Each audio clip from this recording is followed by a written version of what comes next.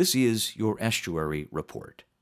Removing excess concrete from city streets and sidewalks has a variety of benefits. There are some obvious ones with just making it a more pleasant place to be. If you remove areas of excess concrete, you can have places for community gardens, neighborhood gardens, as well as individual property front gardens. And Jane says these garden areas can also promote walking. Beyond the obvious pedestrian benefits, there are habitat benefits, so encouraging nature at the doorstep will allow for birds and pollinators such as bees or butterflies to have a place to pollinate for our benefit, if you will, but also for their benefit of being able to sustain themselves. Now, water is an important issue, and in San Francisco, they have a combined sewer system, which means building wastewater and the rainwater mixes together to go to the wastewater treatment facility. That's a great thing when it's working properly, because it means that all the pollutants that are on the streets and the rooftops get picked up and sent to wastewater treatment before being ejected into our waterways, which for us are the bay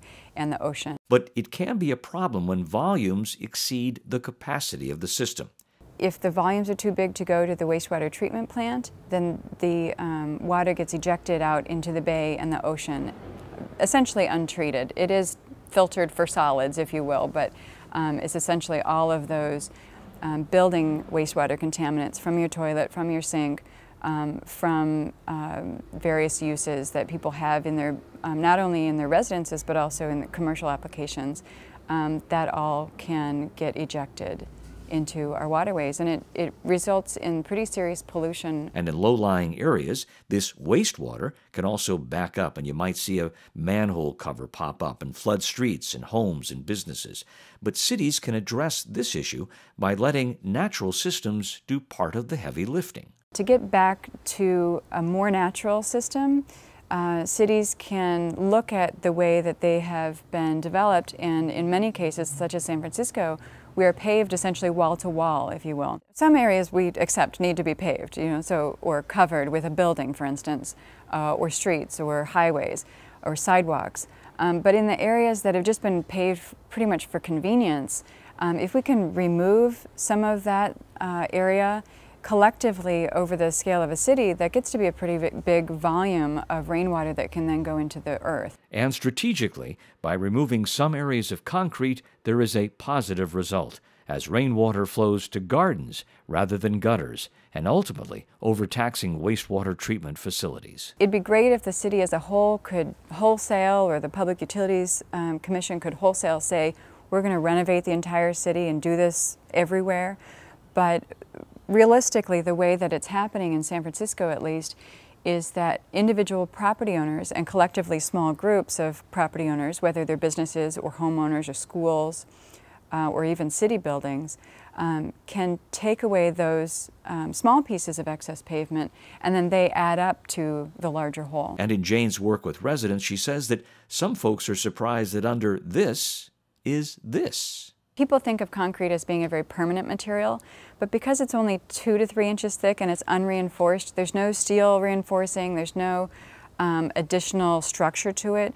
That's where you see it falling apart, cracks, and oftentimes you'll have to redo the pavement. You'll see tree roots have enough power to heave and lift the sidewalk. Since it's not a permanent material, it's actually relatively easy to come out. It can be cut and jackhammered and taken away to be recycled. Concrete, especially sidewalk concrete that is unreinforced and relatively clean, if you will, that is a recycled material that can be made into aggregate for reuse. And once that material is removed, the earth is exposed and presents an opportunity to create gardens. Once the concrete is removed and the soil level is brought up, just a couple of inches, it's not a lot of material, and the soil is turned over so it's loosened a bit because it's been under this concrete for so long. And that's a relatively simple process. It really happens in 2 days, 1 or 2 days, to go from a totally paved surface to a garden that's been recently installed. The plants that I promote and advocate for are native plants, of course,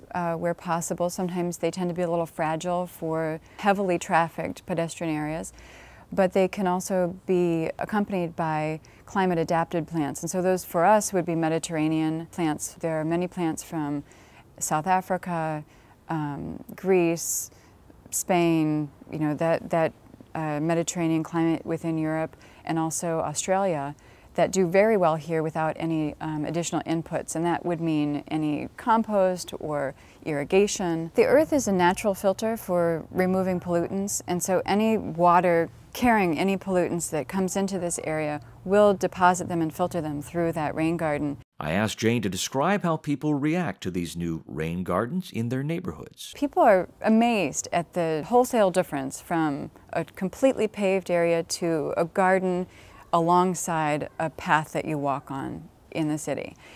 And really this takes such a short period of time to go from one condition to another.